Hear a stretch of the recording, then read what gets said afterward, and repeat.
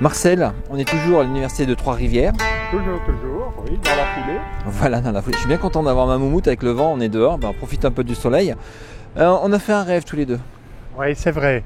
En pleine nuit, là, on s'est réveillé, décalage horaire, la plateforme de demain. La plateforme de demain. Quelle sera la plateforme de demain? Parce qu'on conçoit tous les deux des plateformes d'enseignement qui sont un peu utilisées. Et on a rêvé tous les deux à voix haute et dit quelle serait la plateforme idéale pour demain? Est-ce que ça serait un LMS? Bon, écoute, le nom qu'on va donner à ce bazar-là, je ne sais pas encore, mais j'ai comme l'impression que, tu sais, on connaît bien Spiral, Caroline, Moodle, Sakai, etc. J'ai comme l'impression que les architectures de ces plateformes qui ont été conçues, allez, grosso modo, entre 8 et 10 ans, parfois plus récemment, je crois qu'avec l'accélération un peu qu'on connaît, l'émergence des outils Web 2.0, etc., ces plateformes commencent à avoir fait leur temps.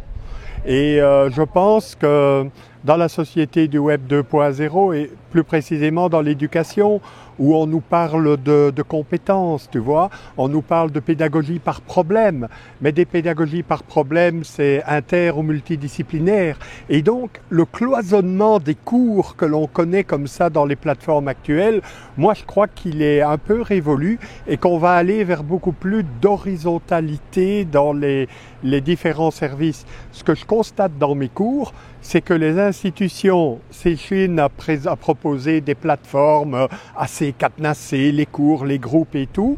Et nos étudiants, tu sais ce qu'ils font? Ils vont sur le Web 2, au lieu d'utiliser le dépôt institutionnel, ils utilisent Dropbox, ils utilisent Google Doc, ils utilisent Power-Tree, etc.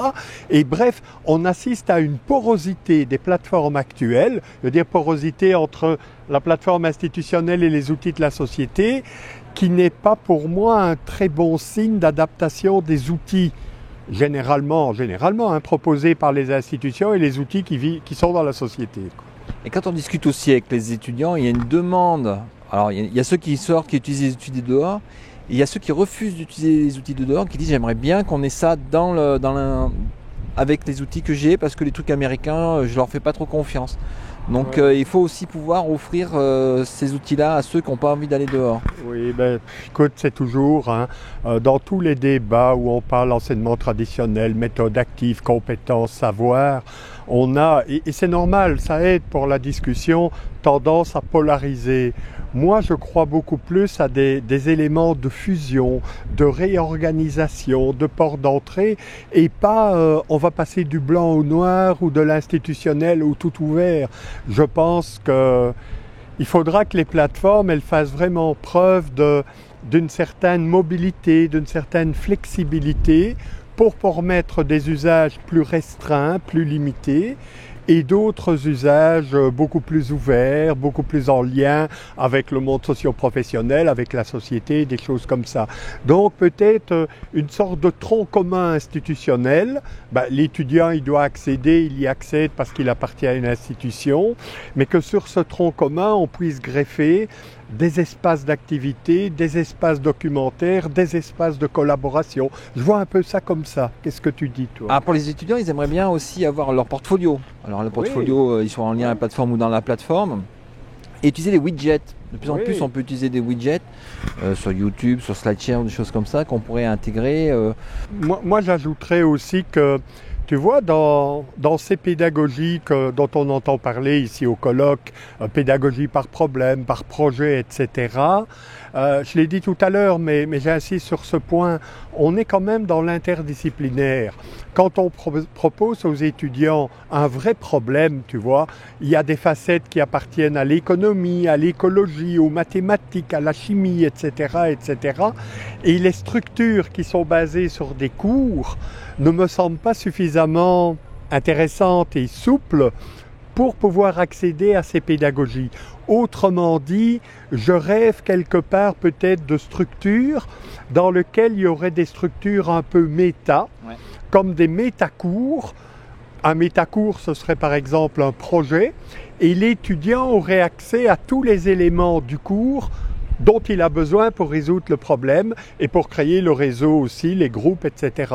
Donc tu vois, c'est un peu cette structure, encore une fois, très, très transversale et peut-être un peu moins hiérarchique. Je trouve que... Il y a un autre outil méta qu'on peut avoir aussi, c'est par exemple, c'est le YouTube de la plateforme.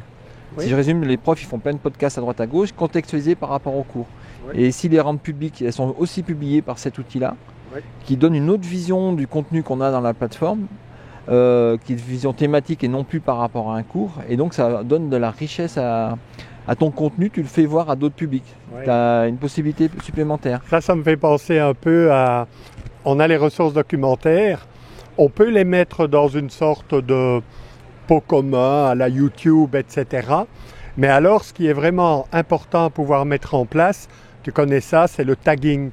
Et le tagging, il est intéressant parce qu'un prof qui dépose une vidéo en économie, il a peut-être mis, parce qu'il parle des plans financiers en e-learning, il a peut-être mis e-learning.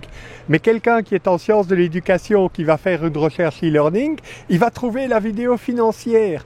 Et donc, tu vois, ça va ouvrir un peu l'empan des connaissances, créer des relations, des réseaux de connaissances qui me paraissent très importants. On dit toujours la difficulté de l'enseignement traditionnel, si on veut, c'est le cloisonnement. Et je pense que les LMS actuelles, elles ont repris cette image du cloisonnement et c'est vraiment pour que on ait beaucoup plus, j'ai déjà employé le mot, d'horizontalité, de partage, de flexibilité, etc. Je pense qu'on doit continuer la réflexion là-dessus, non? Ouais, on va continuer à réfléchir là-dessus. Allez, Bon, à bientôt. À bientôt.